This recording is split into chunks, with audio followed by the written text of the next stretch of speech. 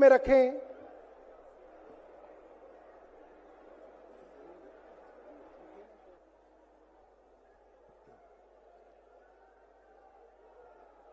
मंच पे उपस्थित सभी मान्यवर नेतागण और मेरे सामने लाखों की संख्या में उपस्थित मेरे देशभक्त देशप्रेमी भाई और बहनों, हम सबको पता है कोई चुनावी रैली नहीं है। अपनी दो बहनें हिम्मत से लड़ रही है। अगर बहन हिम्मत से लड़ रही है तो भाई कैसे पीछे रहेगा। और इसलिए हम सब दोनों अपनी जो बहनें हैं, कल्पना जी हैं, सुनीता जी हैं, आप चिंता मत करो। सिर्फ हमें नहीं, पूरा अपना देश हिंदुस्तान आपके साथ में है। देश में जो स्थिति है मैं दोहराना नहीं चाहूंगा। कुछ दिन पहले आशंका थी कि क्या हमारा देश तानाशाही की ओर चल रहा है, लेकिन अब वो आशंका नहीं रही, अब वो सच्चाई है। अगर बीजेपी सरकार को ऐसे लग रहा होगा कि अरविंद जी को अरेस्ट किया, हेमंत जी को अरेस्ट किया तो लोग डर जाएंगे, लेकिन उनको आज तक पता नहीं, उन्होंने अपने देशवासियों को कभी पहचाना नहीं। मेरे भारत का हर कोई डरने वाला नहीं, लड़ने वाला है। और अगर हिम्मत है तो बाकी आपकी सारी एजेंसीज हैं, ईडी, सीबीआई, इनकम टैक्स, जैसे हम इंडिया गठबंधन बनाकर सबके सामने आए हैं।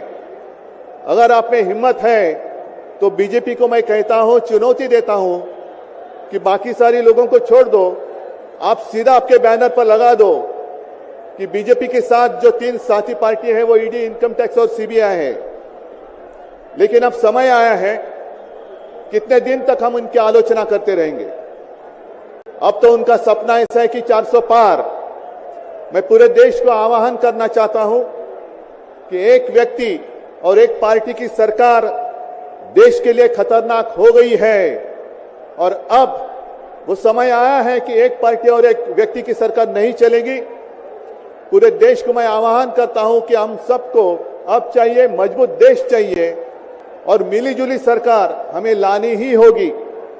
देश में जितने सारे प्रांत है, जितने सारे राज्य हैं, उनका सम्मान करने वाली सर्वतोमुखी सरकार अगर हम लाते हैं तो ही देश बच सकता है, नहीं तो फिर आपका सवाल है, आपका भविष्य आप किसके हाथ में देना चाहते हो। हम सारे आए हैं चुनाव के प्रचार के लिए नहीं आए हैं, हम प्रजातंत्र की रक्षा के लिए आए हैं। और कैसी सरकार है, अरविंद जी के ऊपर इल्जाम लगा दिया, डाल दिया जेल में।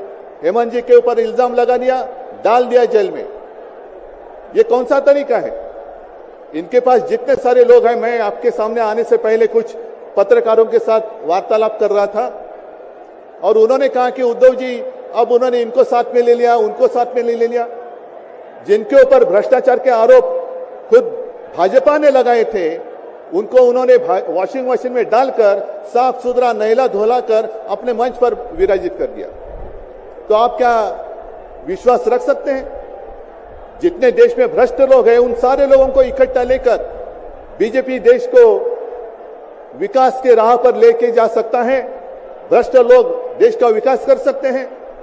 तो ये सारी उनकी जो बातें हैं, आज जो अपनी रैली है, किसी ने कहा कि बीजेपी ने इस रैली को ठगों का मेला कहा है। क्या आप सारे लोग ठग हैं। मेरे देश के वासी, मेरे देश प्रेमी लोग क्या ठग हैं।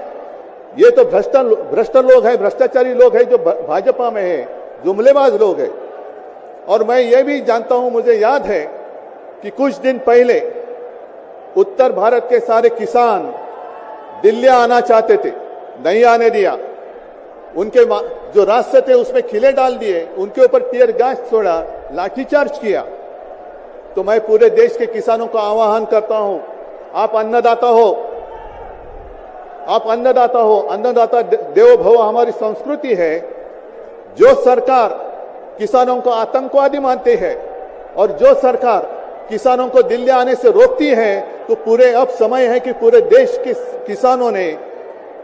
किसानों को आतंकवादी समझने वाली भाजपा सरकार को दिल्ली आने से रोकना होगा। जैसे आपकी राह, उन्होंने आपके रास्ते दिल्ली आने से रोकी थी, वैसे अब किसानों ने बीजेपी को दिल्ली आने से रोकना ही होगा।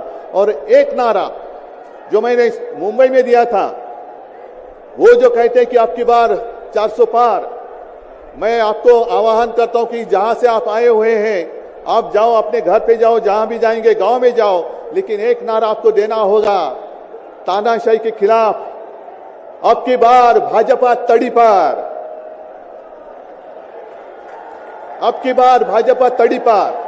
और ऐसे तानाशाही करने वाली सरकार अब हम दिल्ली आने नहीं देंगे, यही शपथ लेकर आगे हमें जाना होगा।